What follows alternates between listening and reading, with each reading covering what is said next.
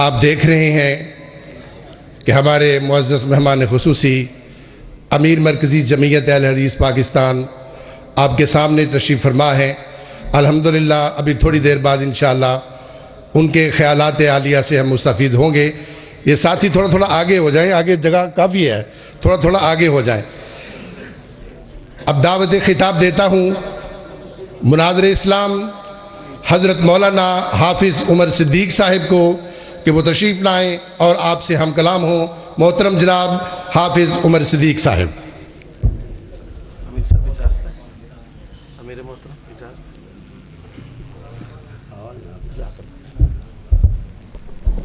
آواز ساتھ کون لائٹ کیمرہ جو ہے نا نہیں، یہ لائٹ اوپر کر، آواز سادہ۔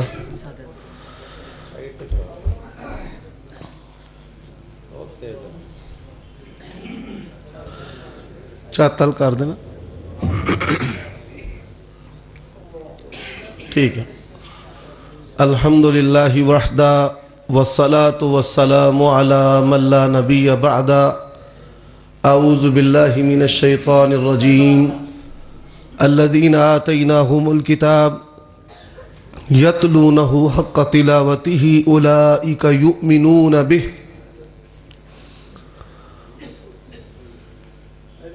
اللہ تبارک و تعالی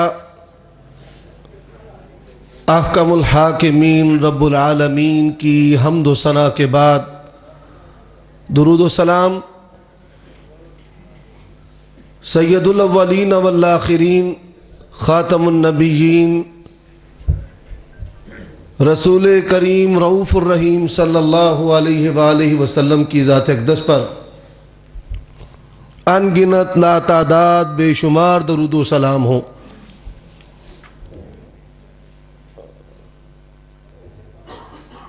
سب سے پہلے امیر محترم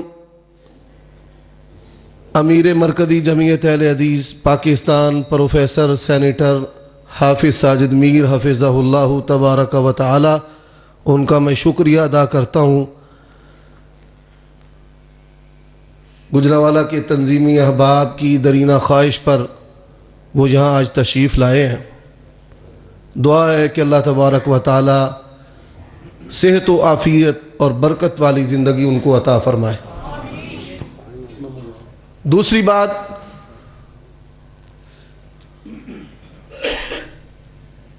قرآن مجید کے ہمارے اوپر 4 حق ہیں۔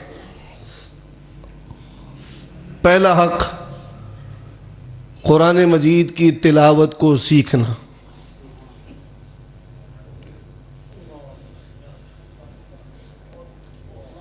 قرآن مجید کے الفاظ کو سمجھنے کے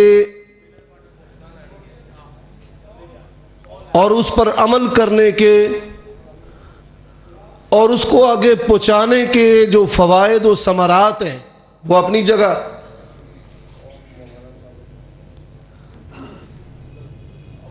لیکن قرآن مجید کے الفاظ جو بندہ ان کو نہیں سمجھتا، اس کی تلاوت کے بھی اس کے لیے فوائد اور ثمرات ہیں۔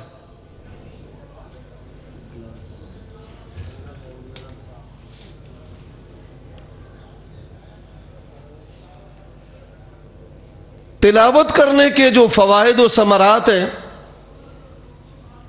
ان میں سے پہلا فائدہ،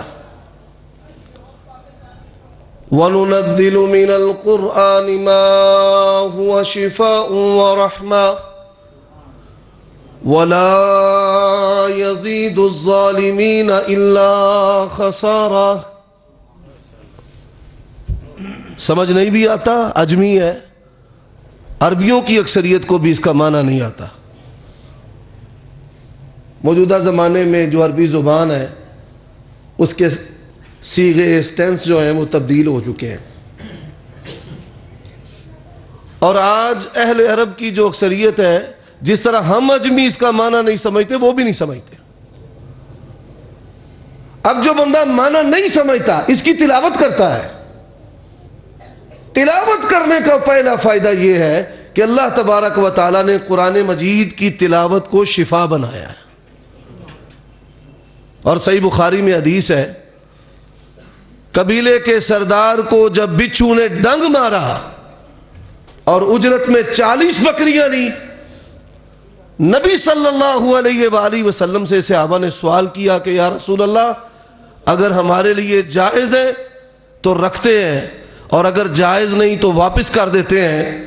آپ صلی اللہ علیہ وآلہ وسلم نے فرمایا انہا توما اطعمکم اللہ، یہ اللہ نے تمہیں غیب سے رزق عطا کیا ہے، فضربوا لی سہما، اس میں سے میرا حصہ بھی مجھے دو. اور آپ صلی اللہ علیہ وآلہ وسلم نے صحابی سے پوچھا کہ تو نے پڑھا کیا ہے؟ اس نے کہا یا رسول اللہ، میں نے سورۃ فاتحہ کی تلاوت کر کے دم کیا ہے. تو فی زمانہ قرآن مجید کی جو تلاوت ہے یہ گھروں، مساجد، تجارت کارخانوں اور فیکٹریوں سے بیماریوں اور پریشانیوں کو نکالنے والا عمل ہے. دوسرا اس کا فائدہ، نہ سمجھنے کے باوجود جو فوائد ہیں وہ بتا رہا ہوں. فرمایا وَإِذَا قَرَأْتَ الْقُرْآنَ جَعَلْنَا بَيْنَكَ وَبَيْنَ الَّذِينَ لَا يُؤْمِنُونَ بِالْآخِرَةِ حِجَابًا مَسْتُورًا.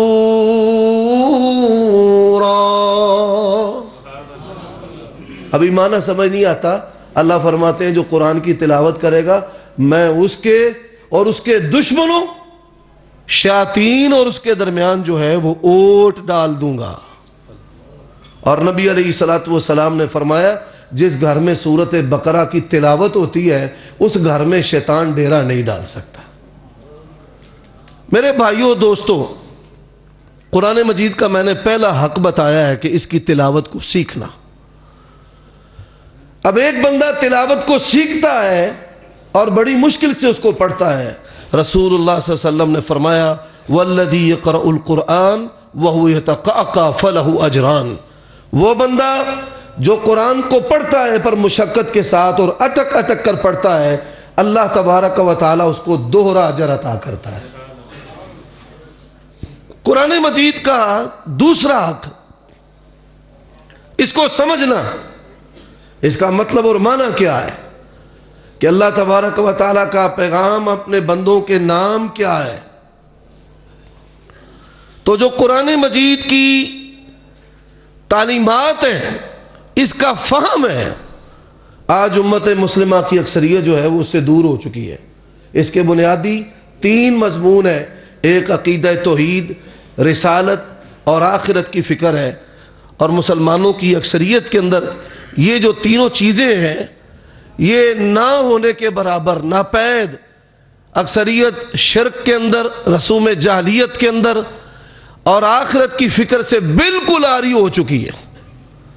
تو ضرورت اس بات کی ہے، یہ مولانا محمد اسماعیل سلفی رحمۃ اللہ علیہ کا شعر ہے، یہ شیخ الحدیث مولانا محمد عبداللہ رحمہ اللہ کا شعر ہے، یہ شیخ الحدیث شیخ الکل علامہ محدث گوندلوی کا شعر ہے، یہ شیخ ابو البرکات کا شعر ہے. ہمارے اسلاف نے مساجد کے اندر ریاض الصالحین، مشکات کا درس اور قرآن مجید کا ترجمہ، یہ جو 2 پروگرام دیے، اس کے فوائد و ثمرات آپ دیکھیں کہ آج پورے پاکستان میں مساجد کی تعمیر کے حوالے سے پہلے نمبر پر شہر ہے، اور اسی طرح اللہ تعالیٰ کی توفیق سے اہل حدیث کی تعداد میں بھی پہلے نمبر پر شہر ہے. تو اس کا بنیادی سبب کیا ہے کہ قرآن مجید کا ترجمہ اور اس کا معنی. اور میں اس حوالے سے ابرار ظہیر صاحب کو داد تحسین پیش کرتا ہوں. شاباش کا لفظ تو نہیں بولنا چاہیے، وہ مجھ سے بڑے ہیں، کہ تنظیمی مصروفیات کے باوجود بھی انہوں نے بالخصوص نماز فجر کے بعد یہ جو قرآن مجید کے درس کا سلسلہ ہے اس کو چھوڑا نہیں، فراموش نہیں کیا، اور اس سلسلے کو انہوں نے جاری و ساری رکھا ہے. میں نے دیکھا ہے کہ علماء کو جب اللہ شہرت عزت دیتا ہے تنظیم جماعت کی وجہ سے، تو وہ اصل مقصد سے امامت، کوئی اپنے آپ کو بطور امام متعارف نہیں کرواتا کہ میں فلاں مسجد کا امام ہوں. خطیب اعظم سے چھوٹے کسی لفظ پر وہ راضی نہیں ہوتا۔ تو میرے بھائیوں، ضرورت اس امر کی ہے کہ ہم اپنے اسلاف کی اس روایت کو آج مساجد کے اندر زندہ کریں۔ گوجرانوالہ شہر کے اندر سینکڑوں مساجد ہونے کے باوجود چند مساجد کے اندر ترجمہ کلاس ہوتی ہے، اور اکثریت شاید 300 سے زائد جو مساجد ہیں ان کے اندر جو ترجمہ کلاس کا سلسلہ ہے وہ بند ہو چکا ہے۔ اس حوالے سے جو میں بات کرنا چاہتا ہوں، آپ سن کر حیران ہوں گے۔ دنیا کی آبادی جو اس وقت ہے وہ 7.5 ارب ہے۔ 6 ارب جو ہے وہ کافروں کی تعداد ہے، پیدائشی کافروں کی تعداد 6 ارب ہے، اور 1.5 ارب کے قریب مسلمان ہیں۔ اور پوری دنیا کا جو کفر ہے وہ بچوں کے کارٹونوں، موٹو پتلو سے لے کر سٹار پلس سٹار مووی کے ڈرامے ہوں، ہالی ووڈ اور بالی ووڈ کی فلمیں ہوں۔ میرے گھر میں کوئی ٹیلی ویژن نہیں، لوگ یہ معلومات علماء کو دیتے ہیں اور پوچھتے ہیں۔ وہ ترکی کے ڈرامے ہوں، 4 چیزوں کو وہ ہمارے اندر عام کر رہے ہیں: ایک شرک کو، الحاد کو، فواحش کو، زنا اور بے روی، اور اسی طرح یہ جو اسلامی شعائر ہیں ان سے دوری، مساجد سے، علماء سے، قرآن سے، سنت سے، نبی علیہ السلام کی سیرت سے۔ اور میں نے پھر دیکھا ہے، چند علماء کرام میرے گھر میں آئے تو میرا بیٹا تھا، تو کہتے ہیں یہ کیا کرتا ہے، کون سی کلاس میں پڑھتا ہے؟ میں نے کہا یہ حفظ کرتا ہے۔ کہنے لگا کتنی عمر ہے؟ میں نے کہا اس کی 6 سال ہے۔ چھوٹا آ گیا، کہتے ہیں یہ کیا کرتا ہے؟ میں نے کہا یہ بھی حفظ کرتا ہے۔ کہتے ہیں اس کی عمر کتنی ہے؟ میں نے کہا 4 سال۔ تو کہتے ہیں جی آپ کو چاہیے بچوں کو اچھی تعلیم دلوائیں۔ تو میں نے کہا قرآن مجید سے اچھی کو دنیا کے اندر کتاب ہے؟ یہ احساس کمتری نہیں ہونا چاہیے۔ علماء راسخون فی العلم ماہر بالقرآن ہر دور کے اندر جو ہے یہ غرباء ہیں، اور معاشرے کی بڑی اہم اور پیک پہ ضرورت ہے۔ اس لیے قرآن مجید کا فہم جب آپ عام کریں گے، یہ سب سے آسان طریقہ ہے توحید و سنت کی، مسلک اہل حدیث کی دعوت کو عام کرنے کا۔ میرے بھائیو، تیسری چیز اس پر عمل کرنا ہے۔ وَمَنْ أَحْسَنُ قَوْلًا مِّمَّنْ دَعَا إِلَى اللَّهِ وَعَمِلَ صَالِحًا وَقَالَ إِنَّنِي مِنَ الْمُسْلِمِينَ۔ اس پر عمل کرنا۔ عمل ایک ایسی خوشبو ہے، زبان پیچھے رہ جاتی ہے، عمل والے آگے بڑھ جاتے ہیں۔ عمل کے ساتھ صحابہ کرام نے دین کو پھیلایا ہے، دیانت کے ساتھ، کردار کے ساتھ، حیا کے ساتھ، کہ جب عدی کی بہن نے اس سے سوال کیا، بھائی نے، عدی نے، کہ تو اصحاب محمد صلی اللہ علیہ وسلم کے درمیان رہی ہے، تیری عزت کو کوئی خطرہ تو نہیں ہوا؟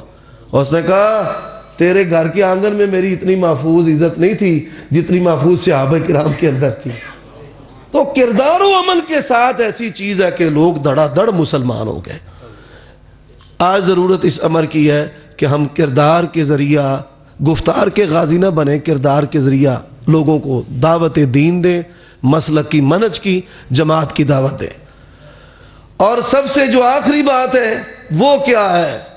ادعو الی سبیل ربک بالحکمت والموعظۃ الحسنہ وجادلہم باللتی ہی احسن۔ اس کی دعوت دینی ہے بہترین طریقے سے۔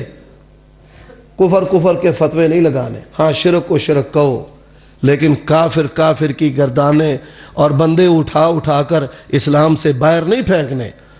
اللہ کے نبی آئے، اللہ نے وصف بیان کی ہے، لَقَدْ جَاءَكُمْ رَسُولٌ مِّنْ أَنفُسِكُمْ عَزِيزٌ عَلَيْهِ مَا عَنِتُّمْ حَرِيصٌ عَلَيْكُمْ بِالْمُؤْمِنِينَ رَءُوفٌ رَحِيمٌ۔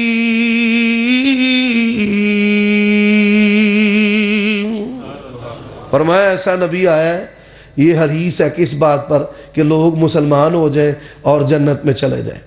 ہمارے معاشرے میں گلا تو گھوڑ دیا تیرا اہل مدرسہ نے، بتا کہاں سے آئے صدا لا الہ الا اللہ۔ مولوی خوش ہوندے نے میں بھابیاں نو جہنم سوٹ آیا، اینے اسلاموں کڈ آیا۔ تو یہ ہماری جماعت کا امتیاز اور دستور اور منشور ہے۔ یہ بر صغیر پاک و ہند کی وہ جماعت ہے جس کی بنیاد ہمارے اسلاف نے رکھی ہے، اور جس کی موجودہ بھی امامت و امارت امیر محترم کے ہاتھ میں ہے، کہ تکفیر نہیں، نفرت نہیں، فتوے نہیں۔ بہترین طریقے سے اسلام کی دعوت دیں، بہترین انداز کے ساتھ۔ اللہ تعالیٰ قرآن مجید کے یہ جو 4 حق ہیں انہیں سمجھ کر اپنا کر پھر آگے پہنچانے پھیلانے کی دعوت دے۔ پہلا حق ہے اس کی تلاوت کو سیکھنا، دوسرا حق ہے اس کے معنی کو سیکھنا، ترجمہ پڑھنا، تیسرا حق ہے اس پر عمل کرنا، اور چوتھا حق ہے اس کی دعوت کو آگے پہنچانا۔ اللہ مجھے اور آپ سب کو آج کے حضرت الامیر کے بیان سے فائدہ اٹھانے کی توفیق دے، ہم سب کو اسلام پر زندہ رکھے، خاتمہ بالایمان فرمائے۔